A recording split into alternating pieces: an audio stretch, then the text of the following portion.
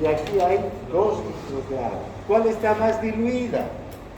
Esta. ¿Y cuál está más concentrada? Esta. Entonces, vean, ya hemos visto que la osmolaridad del líquido extracelular, y vamos a manejar esa cantidades de 300 miliequivalentes por litro. Entonces, esa es la concentración ideal de solutos en el líquido extracelular. De estos 300 miliequivalentes, 142 le pertenecen ¿a quién? Al sodio. Y vean, el sodio es el que determina en última instancia la osmolaridad del líquido extracelular. Cuando pedimos un análisis, un ionograma, por ejemplo, y en el ionograma nos sale que hay 131 miliequivalentes de sodio, ¿cómo calculo la osmolaridad del líquido extracelular? Fácil, multiplico por 2.1, por este valor, y voy a tener la osmolaridad del líquido extracelular. ¿Ya? Entonces, ven la importancia, les digo esto porque la importancia que tiene el sodio en determinar la osmolaridad del líquido extracelular. Es el ion que más va a influir en la osmolaridad. Bien, ahora, esta concentración de sodio y de agua, la cantidad de agua, tiene que estar perfectamente regulada, perfectamente controlada. Y aquí hay muchos mecanismos que se van a poner en marcha para controlar la osmolaridad del líquido extracelular, ¿no? Por ejemplo, hay uno que está determinado por la ingestión de agua, cuánto de agua tomamos. Y para determinar cuánto de agua tomamos, o para definir cuánto de agua tomamos, está el mecanismo de la sed. Y vean, el mecanismo de la sed no es un mecanismo sencillo, no es que tenemos sed y ahí pare de contar. ¿Por qué tenemos sed? Porque en el hipotálamo tenemos unas células, los osmoreceptores, que lo que hacen es determinar la concentración de sodio que está en la sangre. Los capilares que pasan por el hipotálamo están en contacto con estos osmoreceptores que van a determinar cuánto de sodio hay en la sangre. Si hay poco sodio, se van a inhibir los mecanismos de la sed, porque estos osmoreceptores están comunicados con otras neuronas que son las neuronas del centro de la sed. Si hay mucho sodio, más de 42, 145 miliequivalentes, fíjense, entonces hay una concentración del sodio, hay poca agua, menos agua, ¿no es verdad?, que sodio. Entonces, estos osmoreceptores activan el centro de la sed, y este centro de la sed, estas neuronas, ¿a qué nos obligan? A buscar agua. Se traduce en esa sensación subjetiva que tenemos de sed. Entonces, ¿verdad?, tenemos la ingestión del líquido, que no es solamente una ingestión del líquido así espontánea, está regulada por mecanismos encefálicos. Luego está el segundo mecanismo importante, que es la excreción renal de agua, la cantidad de agua que vamos a eliminar, que tampoco está, esta eliminación renal se da como un mecanismo, digamos, de paso del líquido por nuestro organismo, ¿no? Como una manguera que echamos agua en un extremo y sale por el otro, ¿no? También esta excreción renal de agua va a estar regulada por múltiples factores que están presentes en la filtración y en la reabsorción tubular del agua. También aquí van a intervenir factores que tienen que ver con mecanismos hormonales, muchos mecanismos hormonales, ¿no? Bien, entonces ahora veamos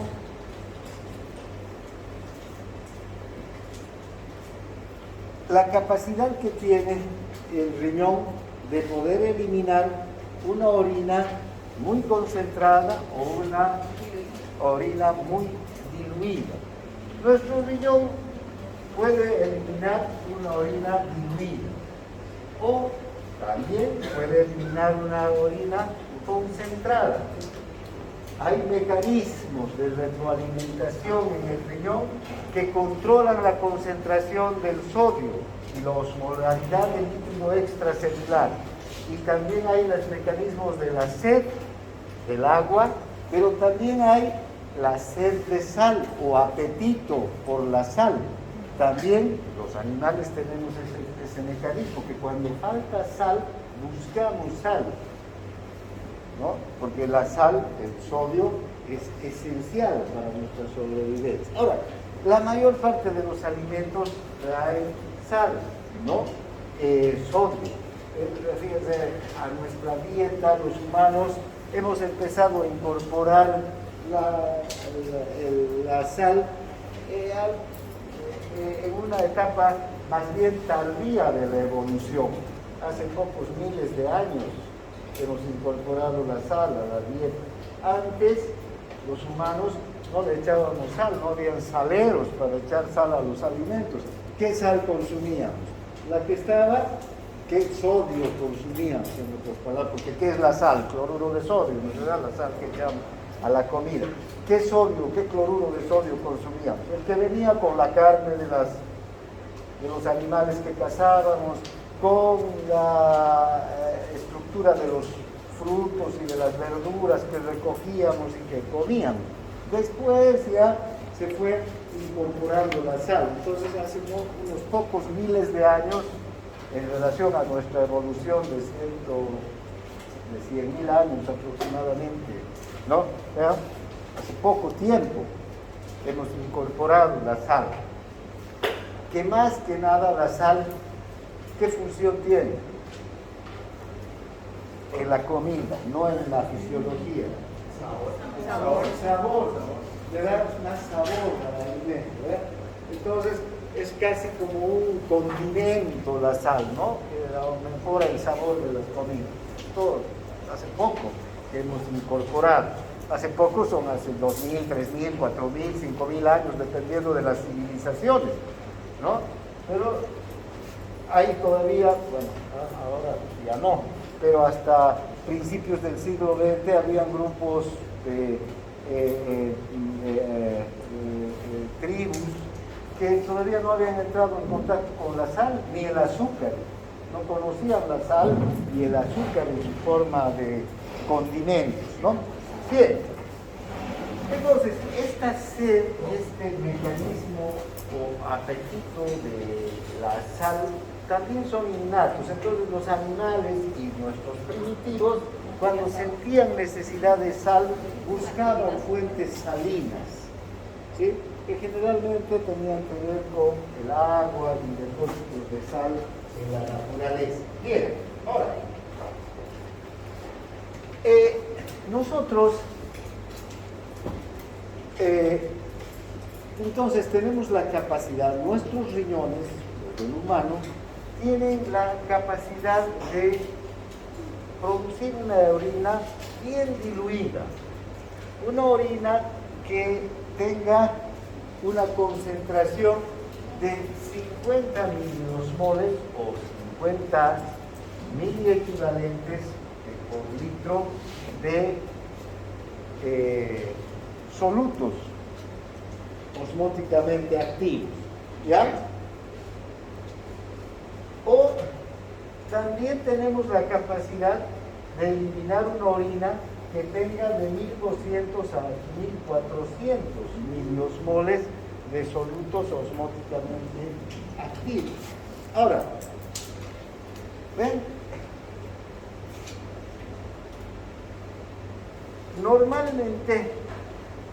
nosotros deberíamos eliminar durante el día una cantidad de solutos obligatoria.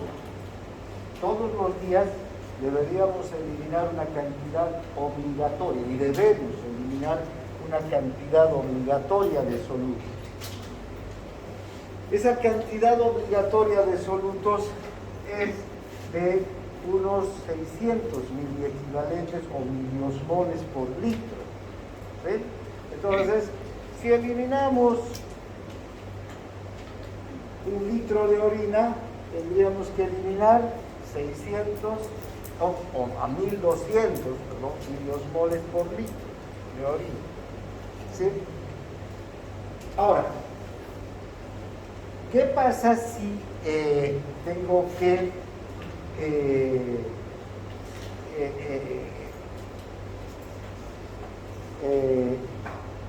eliminar una orina? Si hay un exceso de agua en el líquido extracelular, voy a eliminar los mismos 600 miliosmoles, ¿no?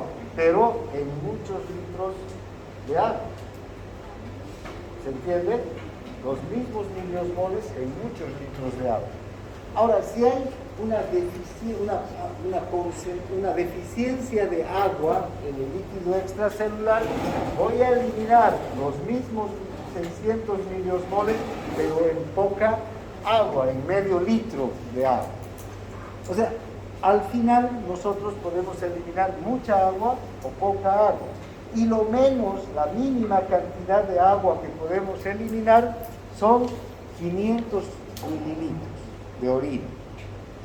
O sea, menos de 500 mililitros no podemos eliminar todos los días. Entonces, por poca agua que tomemos, si no tomamos nada, igual vamos a eliminar 500 mililitros, porque tengo que eliminar estos 1200 o estos 600 miliosmoles.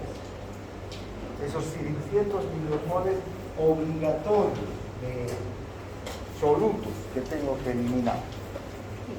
Ahora, por eso es que necesitamos tomar agua, ¿ya?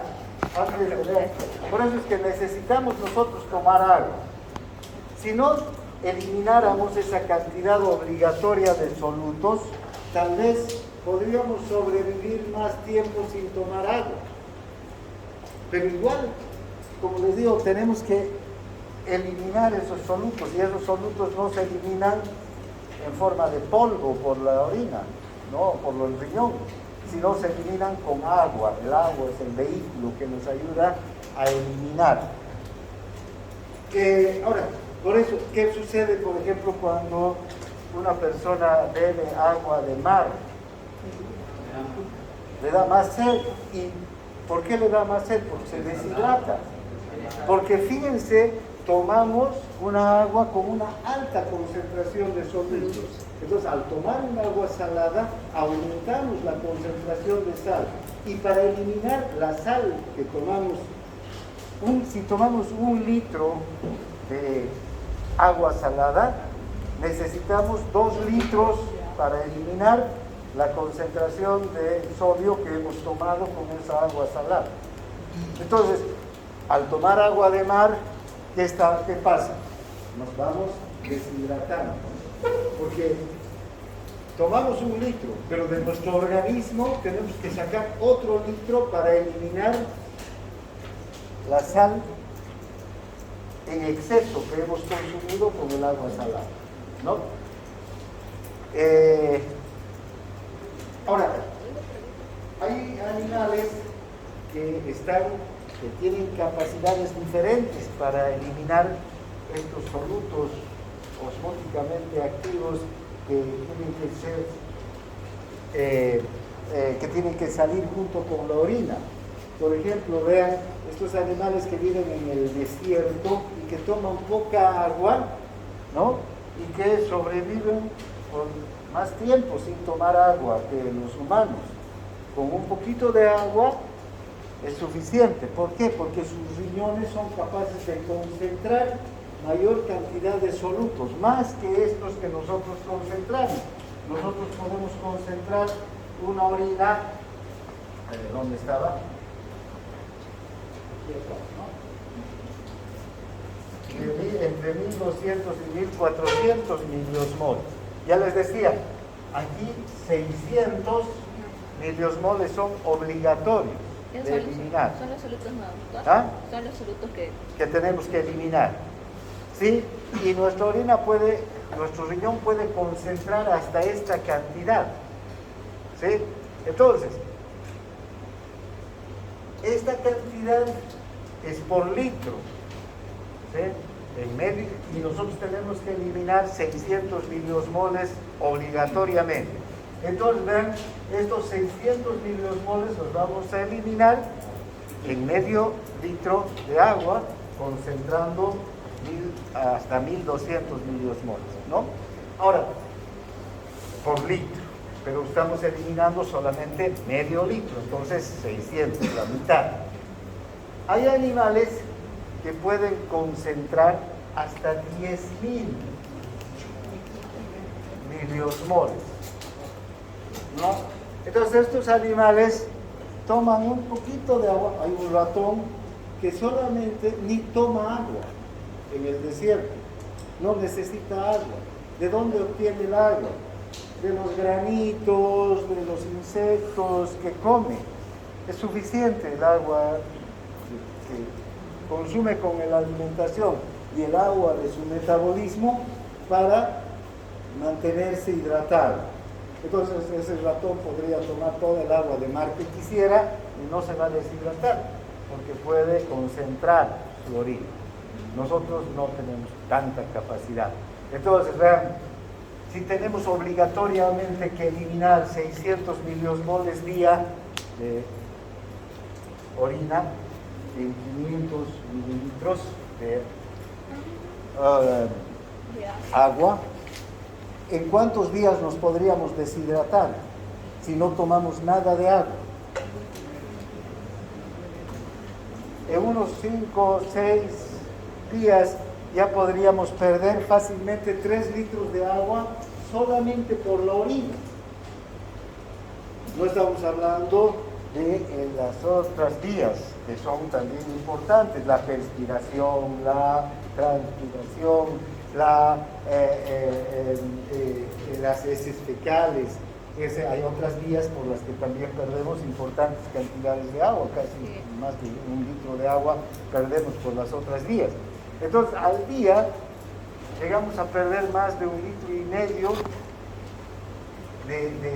de agua, y si no restituimos esa agua, entonces nos vamos a deshidratar y en pocos días morimos. Por eso es que podemos vivir sin alimentarnos hasta 2 semanas, por decir, ¿no? Vean, si no nos alimentamos, primero se acaba la glucosa, después los ácidos grasos, después las proteínas se empiezan a convertir en glucosa hasta que llega la inanición, pero es todavía un tiempo que nuestro organismo ocupa todos los recursos que tiene antes de que lleguemos a morir por inanición, por falta de comida. Puede pasar, como les digo, 2, 3 semanas o más. Incluso hay personas que han sobrevivido sin comer hasta 1 mes. Pero sin agua no podemos sobrevivir 1 semana, porque nos deshidratamos y morimos. Bien, ahora, entonces, nuestro riñón regula la capacidad de agua, que es esencial para la sobrevivencia. Si no tomamos agua 2, 3 días, se elimina menos cantidad de agua y se concentra más la orina. Si tomamos mucho líquido, al revés, se va a diluir la orina y se va a eliminar mayor cantidad de agua, ¿no? Bien, ahora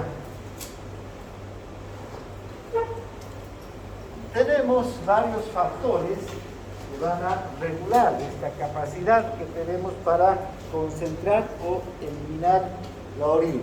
Por una parte, ya hemos visto que la hormona antidiurética es capaz de controlar la concentración de orina.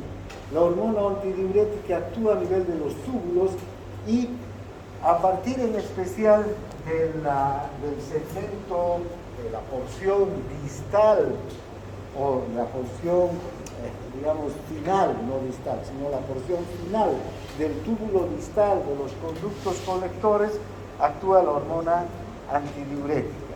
Aquí la hormona antidiurética lo que hace es favorecer la reabsorción de agua. Y esta hormona antidiurética se produce en el hipotálamo primero, unas células que están en los núcleos supraóptico y paraventricular del hipotálamo. Luego se liberan en la neurohipófisis o porción posterior de la hipófisis. Estas hormonas liberadas a la sangre circulan y llegan hasta el riñón, hasta el túbulo distal, entonces. Y ahí activan la reabsorción de agua. ¿Sí? Bien, si hay mucha hormona antidiurética, se reabsorbe una gran cantidad de agua.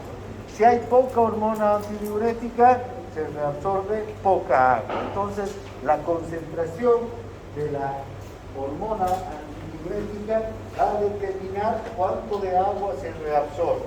Pero la hormona antidiurética solamente actúa reabsorbiendo agua. No tiene nada que ver con los solutos, no tiene nada que ver con el sodio o el potasio, porque lo que hace esta hormona antidiurética es activar la transcripción génica que favorece la síntesis de acuaporinas, es decir, de canales de agua, nada más. Eso es lo que activa a nivel de la célula, de los túbulos, ¿no? Ahora, vean,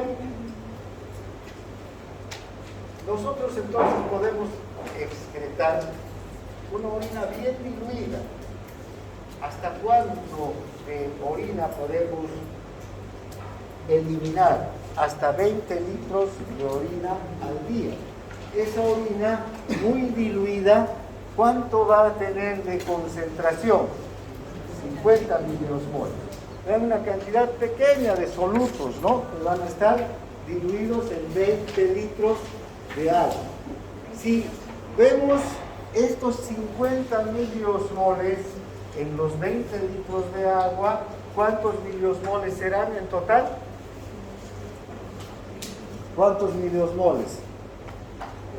Si en los 20 litros de agua está la concentración de 50 miliosmoles, van a ser los 600 miliosmoles que obligatoriamente tenemos que eliminar.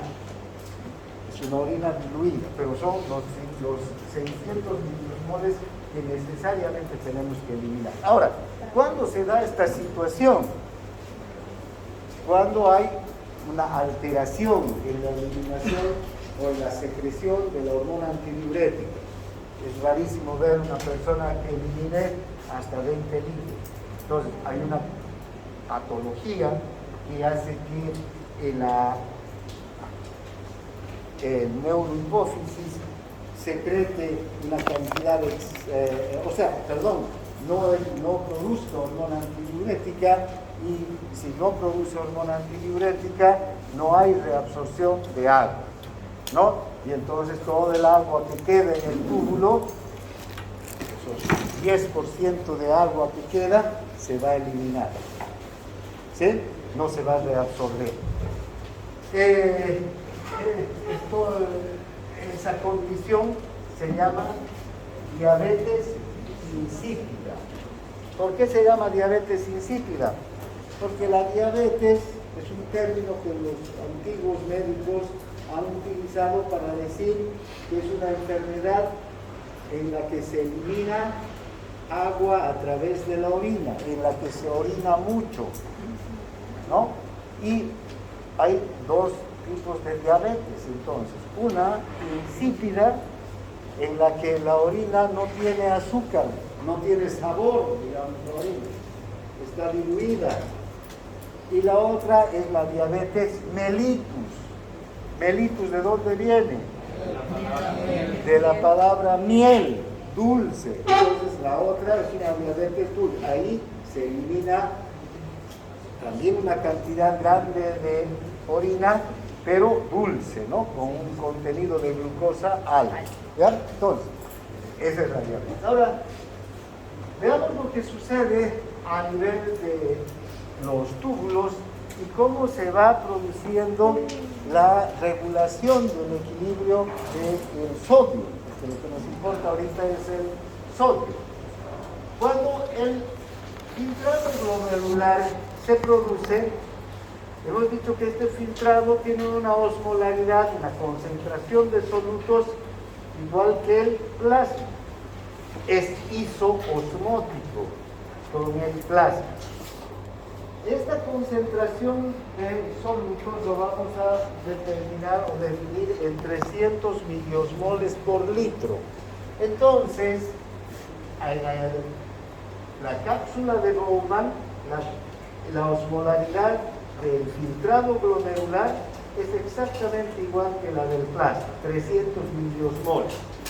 Ahora, ¿qué sucede en el túbulo proximal?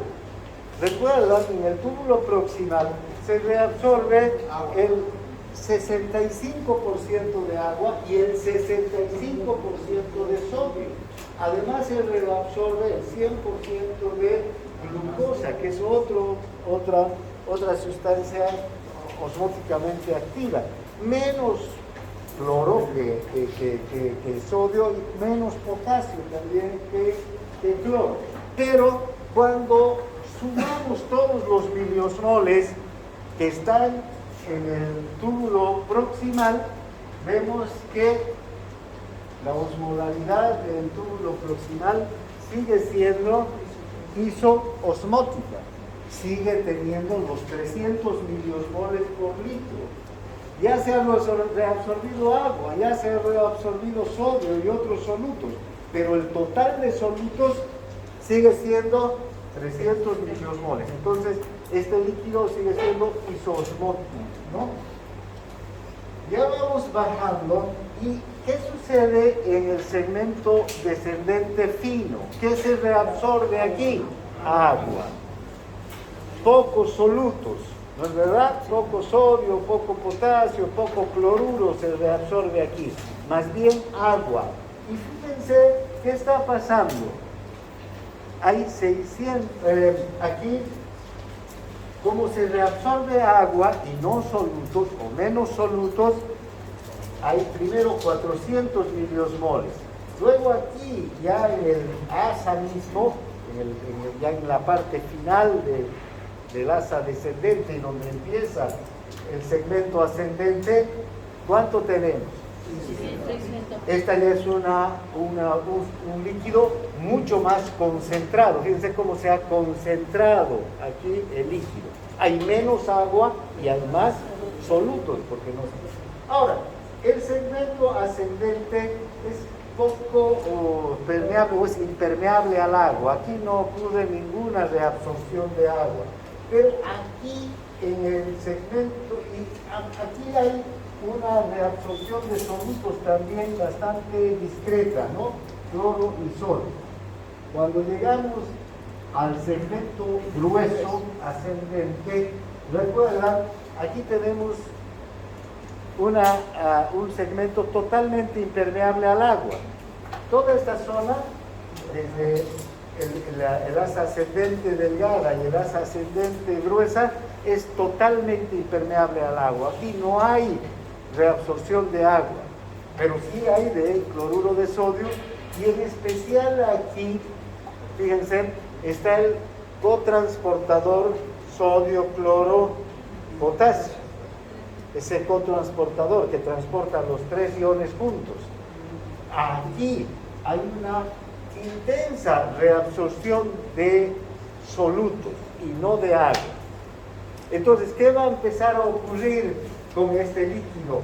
Fíjense que nuevamente, como hay aquí una reabsorción de solutos de cloruro de sodio, se empieza a diluir. Pero fíjense cómo al finalizar el asa de Henle y al empezar el túbulo distal, ¿cuánto es la osmolaridad?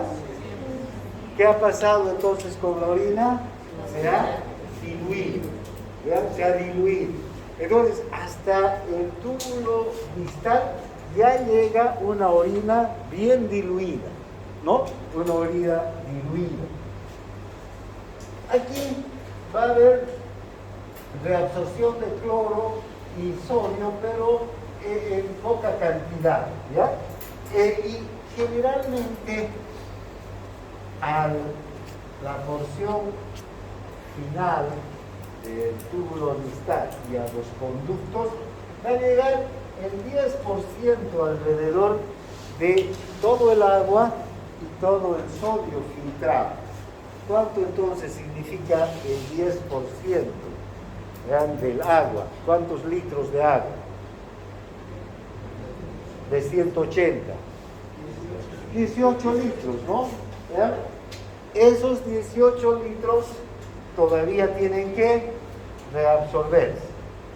Recuerden, desde aquí empieza a actuar la hormona antidiurética. Si no hay hormona antidiurética, no hay reabsorción de agua. No hay. Entonces, este 10% se va a eliminar con la orina. 18 litros, o 20 litros, digamos, ¿no? Como decíamos hace un momento, entre 18 o 20 litros. Esa es la cantidad de líquido que pierde un paciente. Entonces este pobre, al mismo tiempo que orina, tiene que tomar agua. Es una enfermedad que si no se soluciona, si no se administra hormona antidiurética, si no se soluciona, es una enfermedad mortal, ¿no? Es muy difícil de que alguien pueda sobrevivir. Bien, cuando llega a su nivel máximo, digamos, de gravedad. Ahora, entonces, sí, pero volviendo al tema, si no hay hormona antidiurética, ¿ven? ¿Qué va a ocurrir? En el transcurso, en los túbulos, hay reabsorción de ¿qué? De sodio. Ya hemos visto, aquí hay las células principales, hay células que tienen mecanismos de bombas ATPasas, se va a reabsorber sodio. Y vean, de estos 100 miliosmoles por litro, va disminuyendo conforme se va reabsorbiendo el sodio y la urea también. ¿Ven? Y finalmente tenemos una orina con una concentración de 50 miliosmoles por litro. Eso es que si no hay hormona antidiurética. Ahora, ese es el extremo, ¿no? Pero vayamos a la situación más fisiológica, que hasta aquí llegan la concentración de líquido filtrado. Hasta aquí va a llegar en cualquiera de nosotros, al llegar al túbulo distal, tiene 100 miliosmoles el líquido filtrado. Ahora, ¿qué va a pasar desde aquí? ¿Quién va a regular la secreción de hormona antidiurética? ¿Quién va a regular? ¿Quién? El hipotálamo. Fíjense, el hipotálamo no está ciego, ¿no es verdad? El hipotálamo está informado también por los osmoreceptores que tiene el hipotálamo. Y esos osmoreceptores están indicando cuál es la concentración, cuál es la osmolaridad de la sangre. Si la osmolaridad de la sangre es de 300 miliosmoles, entonces se va a secretar una cantidad, digamos, normal de hormona antidiurética, ¿no? O una cantidad de hormona antidiurética que permita que haya una reabsorción de agua que garantice que esta osmolaridad en el líquido extracelular se mantenga. ¿No es verdad? Entonces, fíjense, no es que la hormona antidiurética está ahí saliendo o está siendo secretada de forma anárquica o ciega, sino está siendo regulada exactamente en base a la información que reciben estas células, estos osmoreceptores que están en el hipotálamo y que determinan que las células de los núcleos supraóptico y paraventricular produzcan hormona antidiurética. Si tomamos mucha agua, entonces tomamos un montón de agua, no solamente va a haber el mecanismo de diuresis por presión, sino también estos osmoreceptores van a detectar, ¿no es verdad?, que ha disminuido, ¿qué cosa? La osmolaridad del líquido extracelular, ¿no? Ha disminuido, se ha diluido la sangre, en otras palabras. Entonces van a empezar a formar más hormona antidiurética. ¿Para qué? Para que haya menos hormona antidiurética. Si se diluye la sangre, van a formar menos hormona antidiurética. ¿Para qué? Para que el agua se elimine, la cantidad exacta de agua. Ahora, ¿qué sucede si tenemos una deshidratación? Hoy día durante el día nos deshidratamos, disminuye la osmolaridad del plasma. Estos osmoreceptores van a observar esa disminución y ¿qué va a pasar? Ahí sí se va a producir mayor hormona antidiurética, mayor cantidad, la cantidad exacta para hacer que se reabsorba el agua que garantice la osmolaridad del plasma. ¿Está claro? Entonces, por eso es que en esta última parte la hormona antidiurética en relación al agua tiene una función clave. Por eso es que aquí, con estos 18 litros, con este 10% de agua que todavía no ha sido reabsorbida, es que la hormona antidiurética tiene capacidad de regular cuánto de orina se va a eliminar. Bien, entonces, también entonces, los riñones, bueno, ya hemos visto lo que sucede en el asa de Kegler, ¿no? La hormona antidiurética. Sí. Solamente el 10% de los 180 litros, solamente el 18% no se ha absorbido hasta llegar al túbulo distal. ¿Sí? Porque fíjate, a ver, ¿cuánto de agua ya se ha reabsorbido en el túbulo proximal? No, y en el porcentaje, 65% ya se ha reabsorbido en el túbulo proximal, aquí. Ni bien ha salido el líquido, ya está, aquí. Aquí ya el 65% del agua se ha reabsorbido. ¿Y aquí cuánto? 25, ¿no es verdad? Si sumamos 65 más 25, ¿no? 90% prácticamente, ¿no?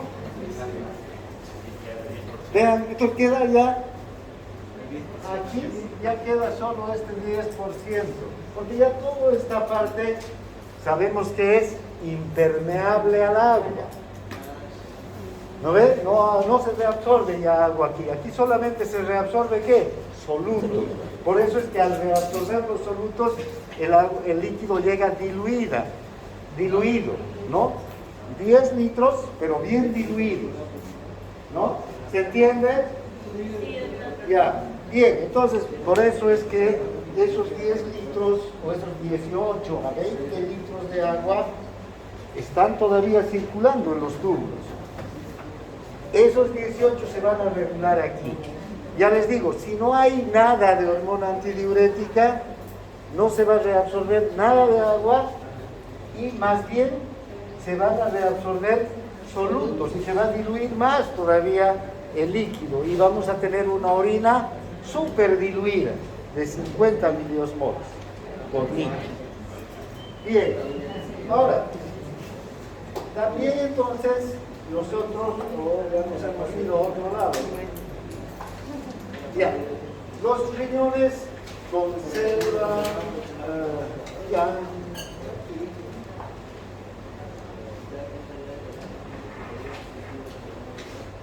riñones entonces tienen la capacidad también de conservar agua, eliminando la orina bien concentrada. Entonces ocurre lo contrario, debe estar por aquí. Bueno, y vamos a ver qué ocurre. Fíjense, aquí hay mecanismos renales más interesantes todavía. Esta función, esta función de concentrar la orina es más que todo función de esas nefronas medulares. ¿Recuerdan las características de las nefronas medulares? ¿Cuál es la característica de las nefronas medulares? ¿Qué cosa tienen largo? El asa de Henle. Las nefronas corticales tienen asas de Henle cortas, que casi están en la corteza nomás. En cambio, las medulares penetran hasta el interior de la médula, por eso tienen asas largas. Pero no solamente es la característica de las asas, sino que aquí hay lo que se conoce un mecanismo de vasos, una vasculatura especial, que son los vasos rectos. Estos vasos rectos también van a contribuir a concentrar, y las nefronas de asa larga, las medulares, van a ayudar a concentrar la orina. Estos vasos rectos tienen mucha importancia en la recirculación de la urea. Aquí la urea que se reabsorbe, un 50% de la urea que se reabsorbe, se concentra ¿dónde? En el intersticio, y hace que haya una diferencia enorme de concentración entre el intersticio renal y el túbulo, ¿ya? Pero vayamos por pasos antes de llegar ahí. Bien, entonces, si no tenemos líquidos, si no tomamos agua hoy día, todo el día, y sudamos encima porque está haciendo calor, caminamos, vamos a perder líquido por todas las vías, incluida la orina. Pero la orina, el riñón, va a economizar el líquido. La verdad que la piel, las glándulas sudoríparas no van a economizar nada. Si hace calor, vamos a sudar cantidades grandes de líquido. ¿No es verdad? La perspiración, el líquido que se pierde con la respiración va a ser el mismo, la misma cantidad, ¿no? ¿Dónde va a aumentar? El sudor. Pero los riñones van a captar esto, y también desde el hipotálamo va a haber se van a detectar estos osmoreceptores del hipotálamo, van a detectar que estamos perdiendo líquido. ¿Y cómo se detecta que estamos perdiendo líquido? Sube la osmolaridad, aumenta la osmolaridad del plasma, de la sangre. Entonces quiere decir que hay más sodio que agua en el plasma, ¿no? Se produce el mecanismo de la sed, pero como no hay agua, no podemos tomar. El otro mecanismo, ¿cuál es? El de retención del líquido en los riñones. Bien, ahora, eso lo hace la hormona antidiurética. Pero la hormona antidiurética no produce transportadores activos de agua, ¿no? Para que el agua pase de un lugar a otro, ¿qué se requiere? Que haya ósmosis. ¿Y cuándo hay ósmosis? Cuando el agua tiene que ir a un lugar de baja concentración de solutos a una de alta concentración de solutos. Es la única forma que se produzca ósmosis. Estas membranas entonces tienen que ser permeables para el agua e impermeables para los solutos. Por eso es que la hormona antidiurética no interviene en el transporte de solutos, solamente de agua. ¿Qué es lo que estimula la hormona antidiurética? Que se produzcan canales de agua, solamente para que pase agua y que entonces el agua vaya de un lugar de baja concentración de solutos a una de alta concentración de solutos. Ahora, fíjense, vamos a ir caminando desde el túbulo proximal. Ya sabemos que aquí el líquido es, en el túbulo proximal, isosmótico, 300 miliosmoles. Y vean, al bajar el líquido hasta estas nefronas, que tienen una asa larga, aquí se va a reabsorber el líquido y se va a concentrar, y el líquido se va a concentrar hasta unos 600 miliosmoles. ¿Sí? El líquido. Toda esta parte del intersticio y además va a salir una cantidad mayor todavía de líquido aquí, porque fíjense, en estas nefronas el intersticio tiene una osmolaridad alta. ¿Sí? Y entonces, si aquí hay canales para agua y aquí el líquido se está concentrando, vean, de 300 sale agua, queda en 400 o en 500 miliosmoles, va a haber una diferencia de concentración, ¿no? ¿Dónde hay más solutos osmóticamente activos? Aquí. Entonces el agua va a tender a salir, ¿no?, en mayor cantidad desde este lugar de menos concentración de agua hacia un lugar de mayor concentración de solutos osmóticamente activos. Bien, ahora, el agua, el líquido en las nefronas estas puede descender hasta una concentración de 1200 miliosmoles, pero va a volver a ascender y fíjense, tiene que pasar esta parte del asa del sector grueso ascendente, donde están estos cotransportadores, y se va a diluir. Nuevamente el líquido se va a diluir, ¿no? Porque aquí además se va a concentrar mucho porque hay una reabsorción de solutos, ¿no? Hay mucha reabsorción de solutos y se va a diluir nuevamente. Ahora, ¿qué sucede ya a partir de, fíjense, hay una diferencia de color, ¿no? ¿Por qué es la diferencia de color? Porque esta ya es la porción final del túbulo distal. ¿Y qué empieza a actuar aquí? La hormona antidiurética. Ya empieza a actuar aquí la hormona antidiurética. Ahora, ¿y qué es lo que va a salir? Agua.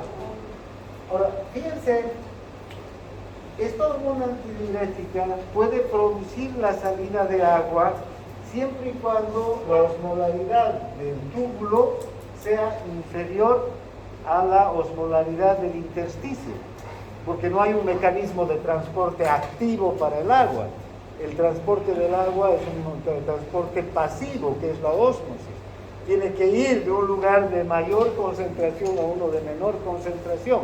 Y este es un intersticio que sea con mayor osmolaridad. Y fíjense, la osmolaridad aquí es de 600 miliosmoles.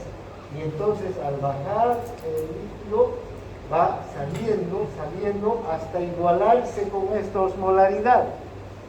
¿Ven? Se igualan las osmolaridades. Pero todavía tenemos 600 miliosmoles aquí. Sería una orina de 1 litro más o menos que eliminemos, ¿no?, de orina. Pero ¿qué pasa si tenemos que seguir reabsorbiendo agua para que la orina se concentre más? Ahí entra en juego este mecanismo de recirculación de la urea. Y fíjense cómo la urea y los solutos osmóticamente activos de estas asas, de estas nefronas de asas largas, tienen un intersticio que tiene una osmolaridad de 1200 miliosmoles. Es una osmolaridad alta, ¿no? Entonces, como la hormona antidiurética sigue actuando aquí, ¿qué hay? Canales de agua. Entonces, estos 600 miliosmoles frente a estos 1200 son menores, ¿no es verdad? Hay una gradiente. ¿Y qué va a salir para llegar a equilibrar esta gradiente? ¿Qué es lo que va a pasar? Solo aquí hay acuaporinas, no hay canales de sodio. Si hubiera canales de sodio, capaz que el sodio vendría hacia aquí, ¿no es verdad? Y no hay canales de sodio, son acuaporinas que produce la hormona antidiurética. Entonces, es el agua que va a salir hacia este intersticio. Y hasta que se igualen, fíjense aquí, ya al final de los túbulos, ¿qué se va a igualar? La osmolaridad del filtrado con la osmolaridad del líquido del intersticio. Y entonces, gracias a la acción de la hormona antidiurética, vamos a tener una orina muy concentrada, poca agua y muchos miliosmoles. Entonces, es así como nuestro riñón tiene esa capacidad, de acuerdo a las necesidades de nuestro organismo, de eliminar mucha orina o poca orina. Si elimináramos mucha orina, esa orina es una orina diluida, porque igual se tienen que eliminar los solutos osmóticamente activos que no necesitamos. Vean, muchos solutos que se eliminan con la orina son tóxicos.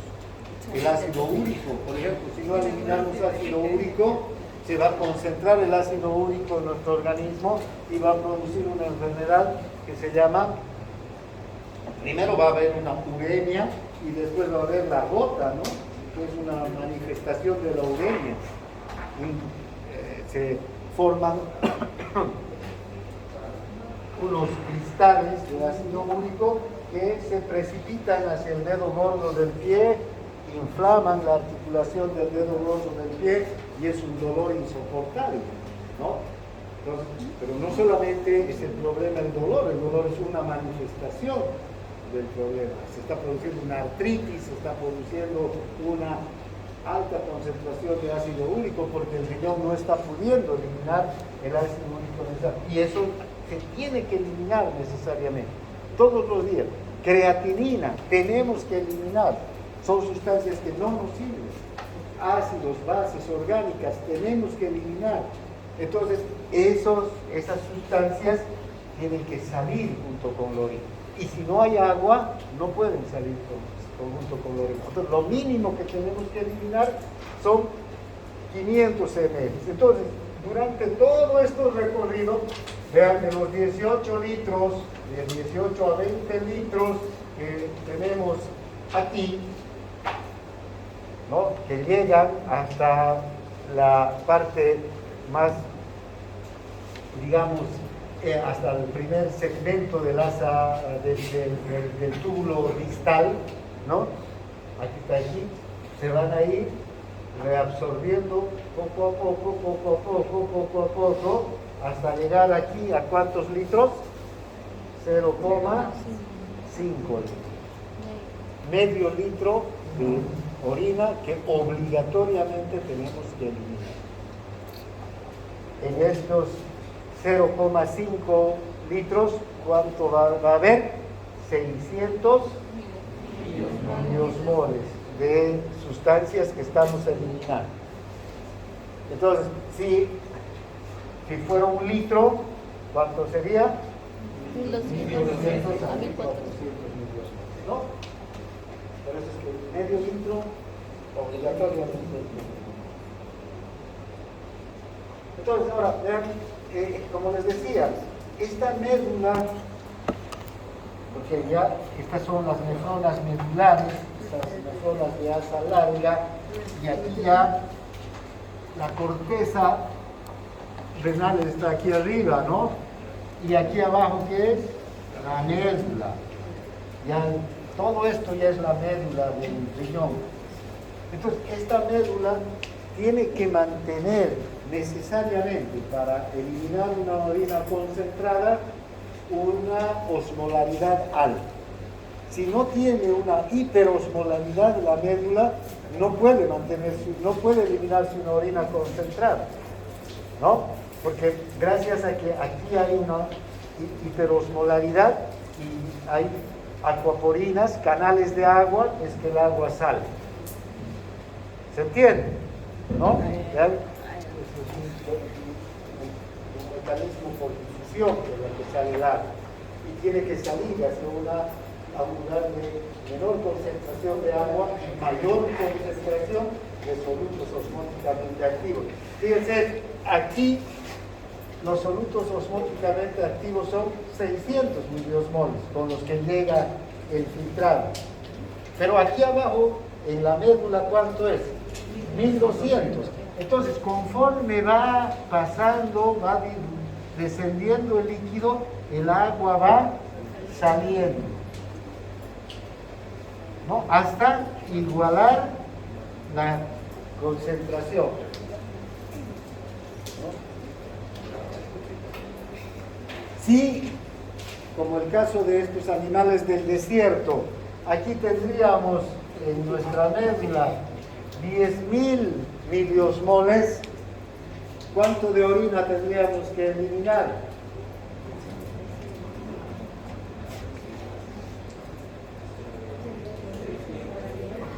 $10.000 miliosmoles, tendríamos que eliminar 50 mililitros de orina, tal vez, ¿no? O menos todavía, menos de una, no sé,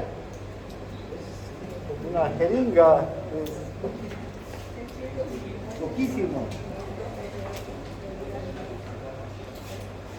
Para eliminar esta concentración, poca orina, casi nada, digamos. O entonces no necesitaríamos orinar todos los días, sino podríamos eliminar 50, los 10.000 miliosmoles en, no sé, cada 10 días, ¿no? Necesitaríamos orinar. Pero como no tenemos esta capacidad de concentrar, solamente nuestra médula tiene 1200 miliosmoles, ¿no? Entonces, hasta esa cantidad podemos concentrar la orina. ¿Se entiende? Bien. Entonces, ahora, ¿por qué se da esta osmolaridad alta entonces en la médula? Esta osmolaridad, la médula tiene que tener muchos solutos también, y fundamentalmente, ¿qué soluto tiene que estar en la médula dominando? El sodio, porque el sodio es el que va a traer el agua, ¿no es verdad? Fíjense, entonces tenemos transporte activo de iones sodio, cotransporte de iones potasio. Aquí hay bombas ATPasas que transportan sodio y secretan potasio, o con cotransporte con sodio o con cloro también. Hay transporte activo desde los conductos conectores hasta el intersticio medular. Hay difusión facilitada también de urea. La urea también es otra sustancia que tiene una capacidad osmótica y que puede concentrar solutos osmóticamente activos en la médula. Entonces, fíjense, con sodio y urea tenemos la posibilidad de tener una médula hiperosmótica, que es la condición para que se pueda transportar agua desde los túbulos hacia el intersticio, ¿no? Bueno, aquí es el mecanismo de contracorriente que produce este intersticio hiperosmótico, ¿no? Porque va circulando, por una parte van siendo secretados iones o reabsorbidos iones desde intersticio, pero también van a recircular los nudos, como por ejemplo la urea. Ahora veamos entonces el resumen de las características tubulares en cuanto a la concentración de la orina. Veamos. En el túbulo proximal, por ejemplo, hay transporte activo de cloro y sodio, de cloruro de sodio.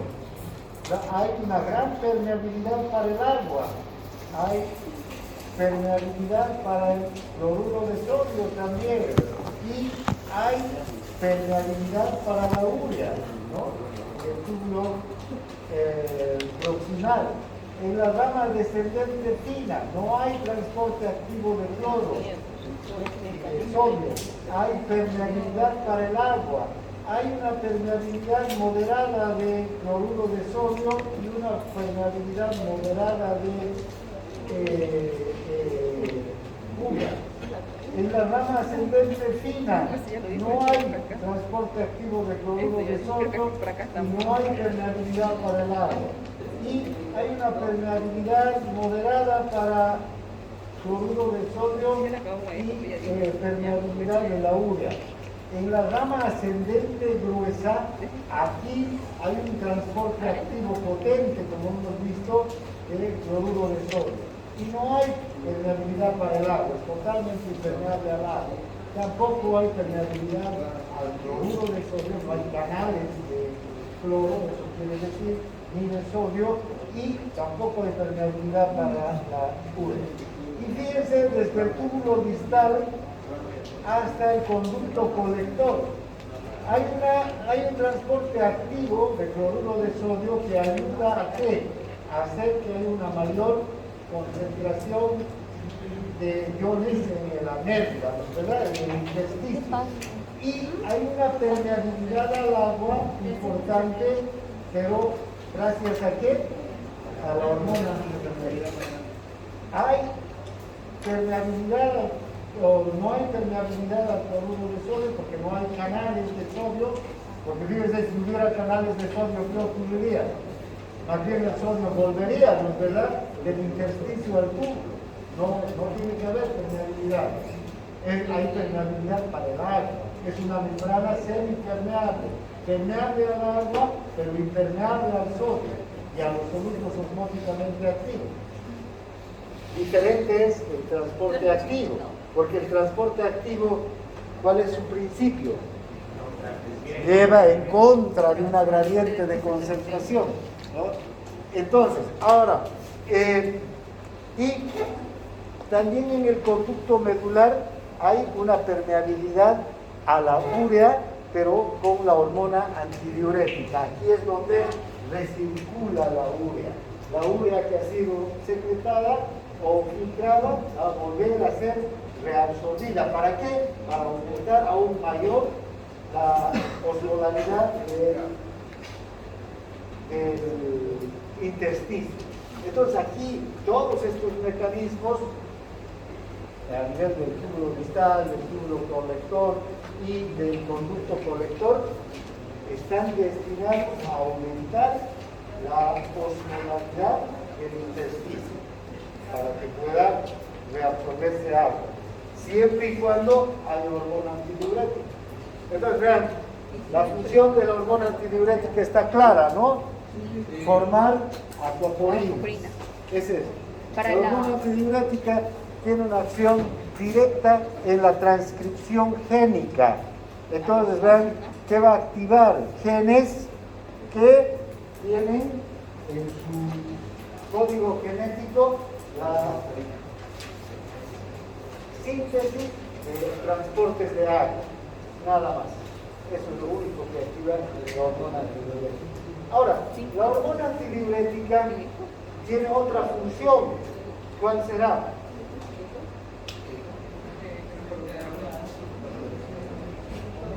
La hormona antidiurética también se llama vasopresina. ¿Y por qué?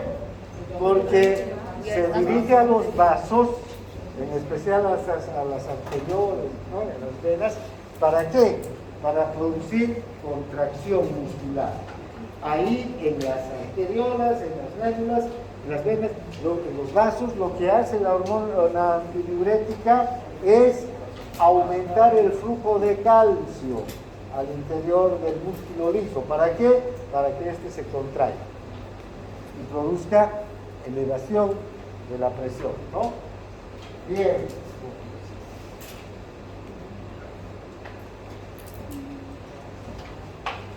Bueno,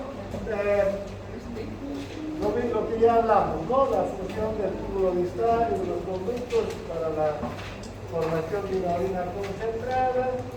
Aquí tal vez podemos ver este mecanismo de recirculación de la urea. Es interesante porque vean, la urea se secreta a nivel, o se filtra, perdón, a nivel del túbulo o del glomérulo hacia los túbulos, ¿no? Y vean, hay una 4.5 miliequivalentes de urea van a circular y se van a reabsorber aquí en los conductos colectores finales. Ya se va a reabsorber la urea. ¿Cuánto de la urea? El 50% de la urea filtrada se va a reabsorber. La mitad de la urea se va a reabsorber, ¿no? Y la otra mitad se va a eliminar. ¿Para qué se reabsorbe esta urea? Para que aumente la osmolaridad del intersticio. Eso siempre y cuando, fíjense, siempre y cuando hay hormona antidiurética. Porque como hemos visto en este cuadro anterior, si no hay hormona antidiurética, aquí, fíjense, no hay absorción de urea en este nivel, ¿no? Entonces, con la hormona antidiurética, sí, para aumentar la concentración del intersticio. Ahora, esta urea que se reabsorbe, como ustedes pueden observar, al mismo tiempo, esta urea no va a ir hacia después la sangre, no se va a reabsorber y se va a ir al capilar peritubular como otros solutos que se reabsorben. ¿Hacia dónde está yendo esta urea? Hacia nuevamente los túbulos, ¿vean? Está siendo secretada aquí en el asa de Henle, ¿no? En la porción descendente y en la porción ascendente del asa de Henle.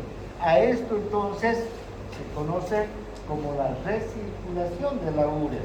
¿Vean? La urea se circula, llega hasta aquí.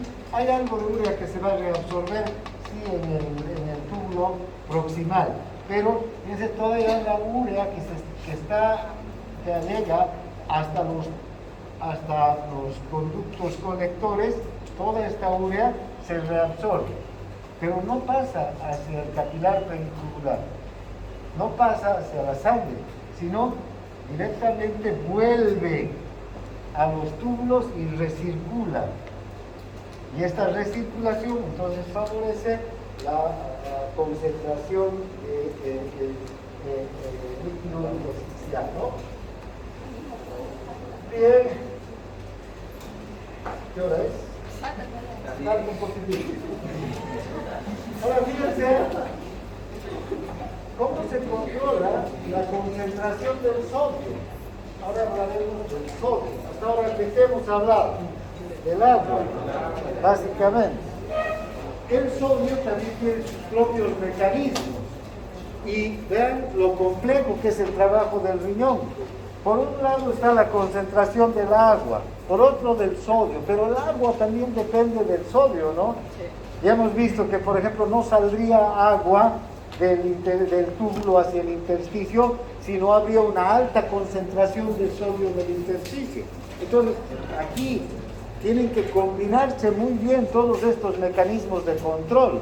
No son mecanismos de control aislados, están integrados todos estos mecanismos de control. Pero cada soluto o el solvente como el agua tiene sus propios mecanismos de control a su vez. Ya sabemos que la concentración del plasma del sodio tiene que estar dentro de unos límites bien estrechos, ¿no?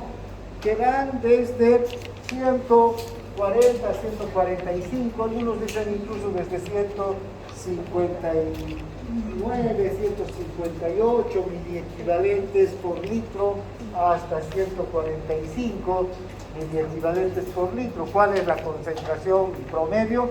142 miliequivalentes litro, ¿no? 142. Pero lógicamente, como todos los valores biológicos, tienen un rango de normalidad. Entonces, este es el rango. Ahora, la osmolaridad del plasma es de 300 miliosmoles. Vean, el sodio es entonces, con esta concentración, el ion que más aporta a la osmolaridad del plasma.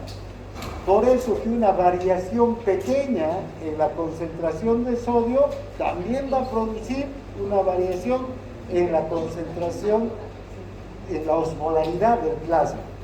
Por eso los osmoreceptores que están en el hipotálamo, no sé cómo es la naturaleza y la evolución, ¿no? Cómo ha ido afinando estos mecanismos.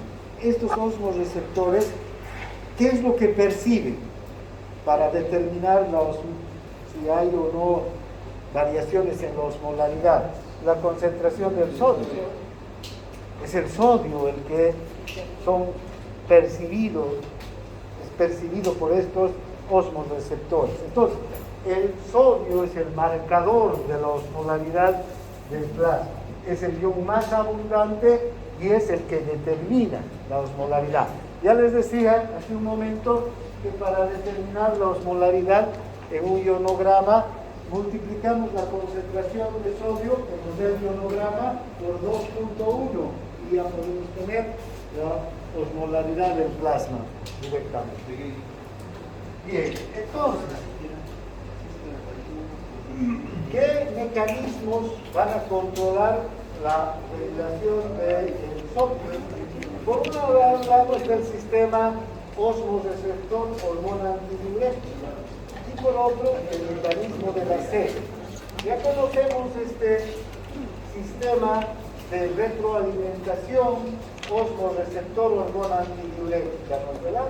Cuando la concentración plasmática de sodio aumenta más de lo normal, entonces va a aumentar la osmolaridad del líquido extracelular. Si hay más sodio, hay más osmolaridad.